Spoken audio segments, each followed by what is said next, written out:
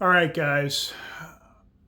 We see this come up a lot, and I want to discuss three big financial mistakes men make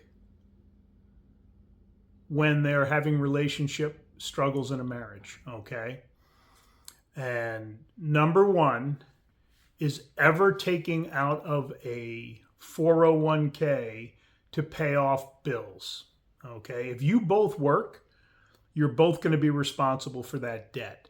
Don't wipe out a bunch of debt if divorce is possibly on the table. Think about that.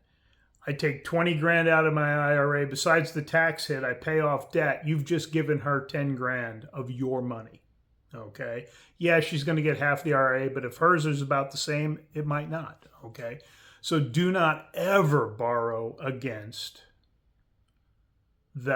your retirement to pay off debt when you're looking at a divorce. Two, major purchases, whether it's a house or a car. Now is not the time to buy a new vehicle. Now is not the time to upgrade in house. If she's unhappy in the marriage, absolutely. She's going to use this as leverage. And you're going to, if you're a nice guy, you're going to think, well, this will make her happy. Don't think like that. This is how you burden yourself more. Okay. The reality is you could bury yourself with this. Okay. Especially if you have equity in the home. Don't ever give that up to buy up. Okay. And with the way interest rates are right now, you're probably going to end up paying a higher rate. Don't do that. Okay.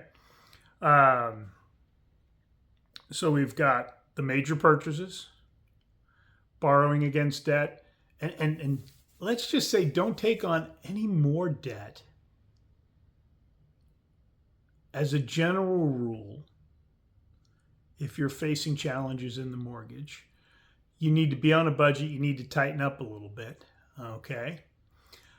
Again, much like the major purchases, car and house, expensive vacations. It is shocking to some, but not to me, how many wives still expect or want to go on expensive vacations when there's no intimacy or sex in the marriage, there's conflict, and there's the threat of divorce.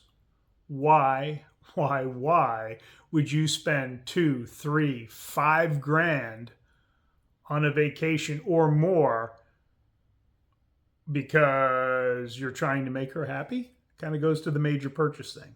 So stop doing those things. And if debt is in her name, this is number 4. Any debt that's in her name, make sure you leave in her name. And depending on the state you live, if you're separating, if you are, talk with an attorney and lock in that you will not be responsible for any debt she accrues after the separation. So you may have to pull credit reports. You may have to, and this will not work in every state and jurisdiction. But what you don't want to do is you guys combined, let's just say you have $50,000 in debt. You separate. She ends up buying a new car. She runs up her credit cards. Now you go to get divorced and she's trying to have you guys split 100 grand in debt instead of the 50 grand in debt. Again, talk to your attorney. Put it in writing. If anything else, it gives you something to argue, okay? And remember, you have to look at if there's problems in the relationship, none of these things fix the relationship, okay? So remember that, guys. We will talk to you later. Have a great week. My contact information is down below. If you're struggling in your marriage and you want to turn it around to a loving, connected, deeply intimate version 2.0, reach out. And if you haven't already done so, hit the like and subscribe button. I would appreciate that. Thanks a lot.